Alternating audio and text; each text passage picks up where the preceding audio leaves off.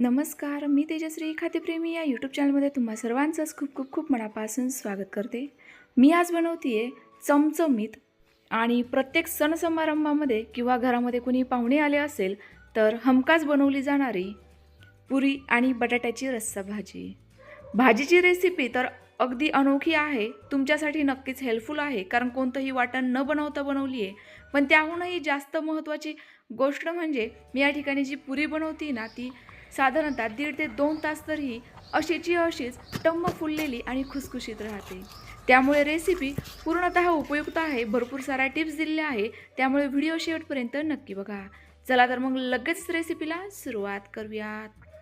सर्वांत अगोदर मी पुरीकरिताचं कणिक भिजवणारे त्याकरिता घेते 2 कप साधारणतः 400 ग्रॅम गव्हाचं पीठ. गव्हाचं पीठ ना मी या ठिकाणी न चाळताच घेते, कारण यामध्ये थोडाफार कोंडा असतो ना, यामुळे पुरी खुसखुशीत बनण्याकरिता मदत होते. सोबतच आणखी पुरी जास्त खुसखुशीत बनावी, जास्त काळापर्यंत टम्म फुललेली राहावी, याकरिता घेऊयात पाव कप बारीक रवा आणि चवीनुसार मीठ. आता ही पुरी छान अशी खुसखुशीत बनावी याकरिता टाकूयात फक्त 2 चमचे कडकडीत तेलाचं मोहन. आता हे तेल पहिले मी चमच्याने मिक्स करून घेते, कारण तेल खूपच गरम होतं. तेल हलकंसं कोमट झालं की मग आता हाताने आपण हे पिठाला व्यवस्थित असं चोळून घेऊयात. अशा पद्धतीने आपल्याला संपूर्ण तेल या पिठाला चोळून घ्यायचं आहे. आता यामध्ये आपण थोडं थोडं करत पाणी टाकूयात आणि घट्टसर कणिक भिजवून घेऊयात. लक्षात घ्या, चपातीच्या कणकेपेक्षा हे कणिक थोडंसं घट्टसर असावं, परंतु सॉफ्ट देखील असावं.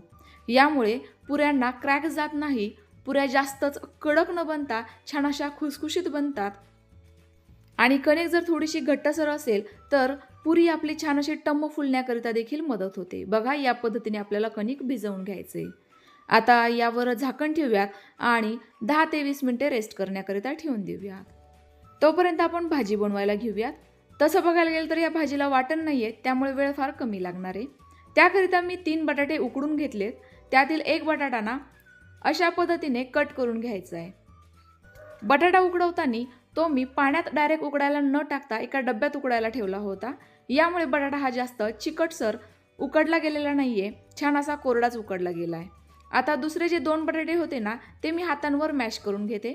असं केल्यामुळे भाजीला दाटसरपणा यायला मदत होते, कारण हा बटाटा ज्यावेळेला मी हातांवर मॅश करते ना, त्यावेळेला थोडासा बटाटा जास्तच बारीक मॅश केला गेला.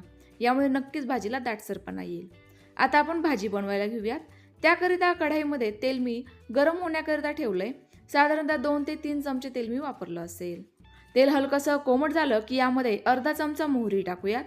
मोहरी आपल्याला छान अशी पहिले फुलू द्यायची आहे. सोबतच टाकूयात अर्धा चमचा जिरे. जिरे देखील छान असे फुलू देऊयात. आता घेणार आहे 1 वाटी बारीक चिरलेला कांदा. हा आपल्याला कमी ते मध्यम गॅसवर छान असा ट्रान्सपरंट होईपर्यंत परतवून घ्यायचा आहे. आता हा कांदा ट्रान्सपरंट होईपर्यंत साधारणतः 2 ते 3 मिनिटे लागणारच आहे. तोपर्यंत मी काही साहित्य ठेचून घेते. त्याकरिता एक खलबत्ता आणि मुसळ घेतली आहे. यामध्ये टाकूयात 1 चमचा बारीक चिरलेलं आलं, 7 ते 8 लसूण पाकळ्या आणि थोडीशी कोथिंबीरची देठ. यामुळे ना भाजीला टेस्ट खरंच खूपच छान येते. तुम्ही कोथिंबीरची देठ नक्की वापरून बघा. संपूर्ण साहित्य या खलबत्त्यात टाकूयात आणि छान असं ठेचून घेऊयात. तुम्हाला जर हे साहित्य ठेचायला जास्त कंटाळा येत असेल तर अगदी पाव चमचा मीठ टाका. संपूर्ण साहित्य फार पटकन ठेचलं जाईल. तर बघा, या ठिकाणी माझी अशा पद्धतीची ही पेस्ट तयार झाली आहे आलं, लसूण आणि कोथिंबीरीची. ही मी जरा वेळ साईडला ठेवते. तोपर्यंत बघा, आपला कांदा इकडे छान असा परतला गेलाय, मस्त सॉफ्ट झालाय, ट्रान्सपरंट दिसायला लागलाय. आता यामध्ये टाकते 2 तेजपत्ता, थोडीशी कोथिंबीरीची पाने आणि मगाशी जे ठेचून घेतलेलं संपूर्ण साहित्य होतं ते. आता हे संपूर्ण साहित्य आपल्याला छान असं या तेलामध्ये परतवून घ्यायचं आहे. तर बघा, जरा वेळातच आपलं संपूर्ण साहित्य देखील छान असं परतवून झालंय. आता यामध्ये टाकूयात एक मध्यम आकाराचा बारीक चिरलेला टोमॅटो. आता हा टोमॅटो आपल्याला छान असा मऊसूत होईपर्यंत परतवून घ्यायचा आहे. टोमॅटो पटकन परतला जावा याकरिता टाकतीये अर्धा चमचा मीठ. नेहमीच टोमॅटो ज्या वेळेला आपण परतवायला टाकतो ना, त्यावेळेला यावर मीठ टाकायचं. यामुळे टोमॅटो पटकन मऊसूत शिजला जातो. आता पुन्हा एकदा व्यवस्थित मिक्स करूयात आणि परतवून घेऊयात. तर बघा, काही वेळातच आपला टोमॅटो छान असा मऊसूत परतला गेलेला आहे. चमच्याने असा मॅश केला की लगेचच तो मॅश केला जातोय. इतका आपल्याला हा परतवून घ्यायचा आहे. आता यामध्ये टाकूयात 2 हिरव्या मिरच्या ज्या मी मधोमध चीर देऊन घेतल्या होत्या. पाव चमचा हळद, 1 चमचा कांदा लसूण मसाला किंवा कोणताही साठवणीतील गरम मसाला, 1 चमचा टाकूयात लाल तिखट आणि सोबतच 1 चमचा सुहाणाचा सब्जी मसाला. यामुळे भाजीला टेस्ट खूपच अप्रतिम येते.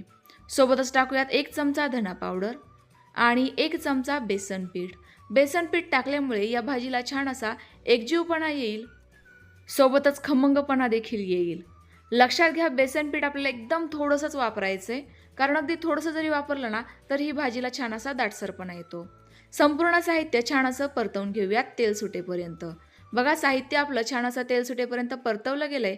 आता यामध्ये मगाशी जो मॅश करून किंवा तुकडे करून घेतलेला बटाटा होता तो टाकायचा आहे. सोबतच टाकते 1 वाटी ताजे आणि हिरवे वाटाणे. सध्याला वाटाण्यांचा सीझन आहे, त्यामुळे ताजे हिरवे वाटाणे वापरले. याऐवजी तुम्ही भिजवून घेतलेला वाटाणा किंवा मग फ्रोझन वाटाणा वापरला तरी देखील चालणार आहे. संपूर्ण साहित्य या मसाल्यांमध्ये छान असं मिक्स करून घेतलं आहे. अगदी छान असा संपूर्ण मसाला याला कोट झालेला आहे. आता यामध्ये टाकूयात साधारणतः 1.5 ते 2 ग्लास कोमट पाणी. लक्षात घ्या, आपल्याला या भाजीला कोमट पाण्याचाच वापर करायचा आहे, कारण तुम्ही ज्या वेळेला सणसमारंभांमधील जी बटाट्याची रस्सा भाजी खात असाल ना, तिला छान अशी तर्री सुटलेली असते. तशीच सेम तर्री आपल्याला या भाजीला सुटू द्यायची असेल तर कोमट पाण्याचाच वापर करायचा आहे. साधारणतः या भाजीला अशा पद्धतीची ग्रेव्ही मी ठेवली असेल. आता याला हलकीशी उकळी यायला लागली आहे. यामध्ये टाकूयात चवीनुसार मीठ. मीठ आपण अगोदर देखील टाकलेलं होतं. सोबतच टाकूयात 1.5 ते 2 चमचे कसुरी मेथी, जी मी हातांवर थोडीशी क्रश करून घेतली आहे. सणासमारंभामधील कोणतीही भाजी असली की त्यामध्ये कसुरी मेथीचा आवर्जून वापर केला जातो. यामुळे भाजीला टेस्ट नक्की छान येते. पुन्हा एकदा व्यवस्थित मिक्स करून घेऊयात आणि झाकण ठेवून साधारणतः 4 ते 5 मिनिटांकरिता एकदम कमी गॅसवर ही भाजी शिजवून घेऊयात. तशी तर भाजी शिजायला जास्त वेळ लागणार नाही आहे. तोपर्यंत आपलं इकडे कणिक देखील छान असं भिजलं गेलं आहे. लगेचच पुरी बनवायला घेऊयात. तर आपली कणिक भिजल्यामुळे बघा किती छान अशी सॉफ्ट झालेली आहे, परंतु घट्टसर तेवढीच आहे. यामुळे आपली पुरी छान अशी खस्ता बनणार आहे, सोबतच टम्म देखील फुलणार आहे, हे या कणकेवरूनच लक्षात येत आहे. अगदी छोट्या लिंबा एवढा गोळा घ्यायचा आहे. तो हातांवर छान असा गोल आकारात करून घ्यायचा. कोरड्या पिठामध्ये डीप करून घ्यायचा आहे, म्हणजे मग ही पुरी आपल्याला छान अशी पटकन लाटता येईल. बघा, या पद्धतीने आता गोल गरगरीत अलटपलट करून दोनही साईडने एकसारखी ही पुरी लाटून घेतीये. अलटपलट करून आपली ही पुरी लाटून घेतली की ती जास्त छान अशी टम्म फुलते. तुम्हाला जर एक एक पुरी लाटायला कंटाळा येत असेल तर तुम्ही एकच मोठ्या आकाराची चपाती लाटून नंतर ती डब्याने कट करून देखील घेऊ शकता. या पद्धतीने देखील झटपट पुऱ्या तयार होतात. तर बघा, जास्त पातळही नाही आणि जास्त जाडही नाही, अशी मध्यम साईजची मी ही पुरी लाटून घेतली आहे.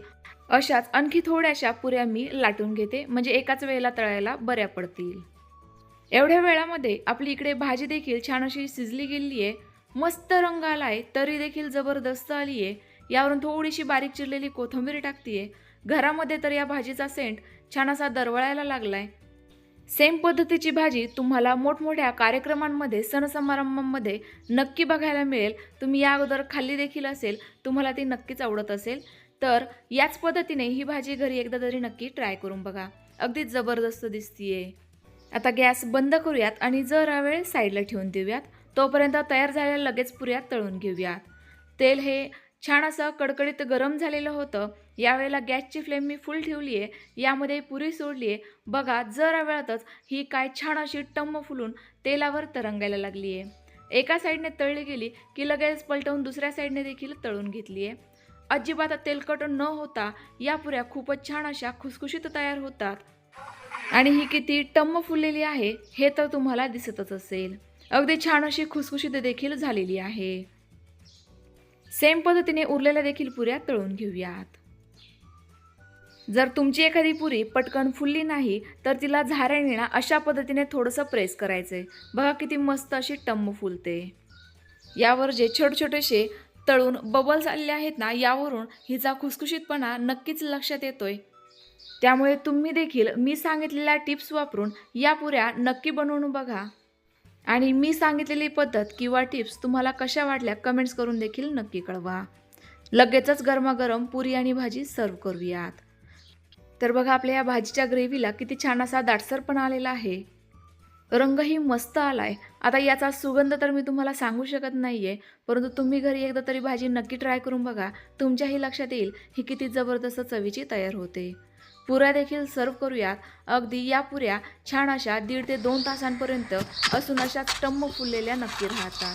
बघा किती छान ही खुसखुशीत पुरी तयार झाली आहे. खाऊनही बघते. तुम्ही देखील ही पुरी भाजी घरी एकदा तरी नक्की ट्राय करा. कशी झाली कमेंट्स करून नक्की कळवा. रेसिपी आवडल्यास लाईक आणि जास्तीत जास्त शेअर करायला अजिबात विसरू नका. Bye bye.